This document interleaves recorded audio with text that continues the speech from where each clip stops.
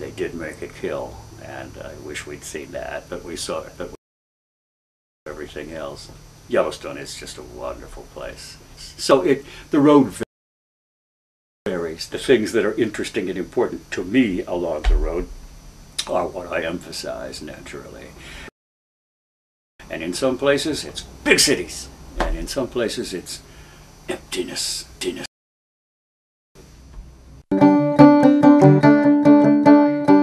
It takes you to the place in western Nebraska where Crazy Horse came in with his people. They were starving in the winter, and they were going to put him in jail and probably send him to Florida to prison for the rest of his life.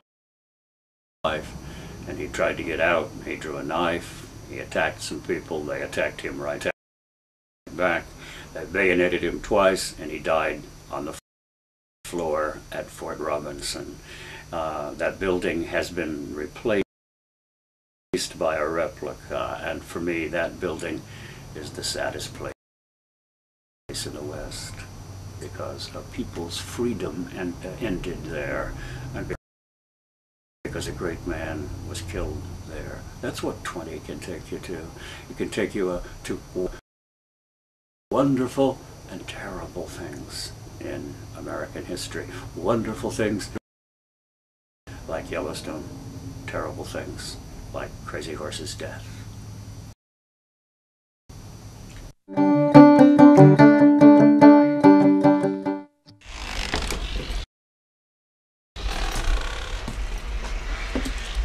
Here's Route 20, US 20, longest highway in the US.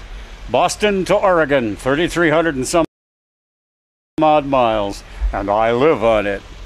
It's just down that way, just a little bit, down Center Street, and off to the right is Pullman Street. Pullman Street doesn't have anything on it that was there when George Pullman was born here, but George Pullman was born here in, I forget the year, but something like 1825. In other words, around the same time that this house was built. He left for farther east on the Great Road, and then made his fortune in Chicago, jacking buildings up out of the mud of my native city, Chicago, and more to the point, founding an empire building railroad cars. And the Pullman car, all the modern sleeper cars are in a way descended from the Pullman car. And so, yeah, interesting links between Brockton and Chicago. He started here, he went to Chicago, made millions and millions of dollars, and is buried in a very fancy place in Graceland Cemetery. In fact, his workers were so angry at him after 1893, when he cut their wages and refused to listen to their union men, that the family, when they buried him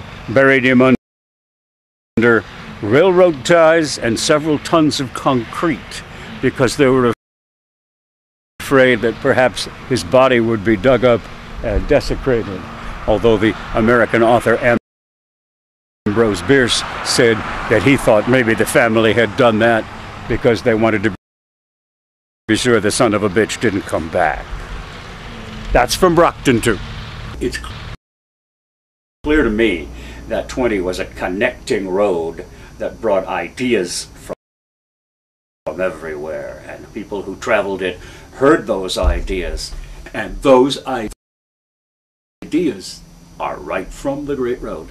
They came to the Great Road and they went along the Great Road. I've always loved to travel. Partly it's just exciting and interesting and fun, and partly because it's another way to learn. I read a lot, I listen to the radio a lot, but I also meet new people and go new places. And I think it's a way to stay alive. And so there's no one way to characterize 20. It's just a wonderful way to see a wonderful country, America.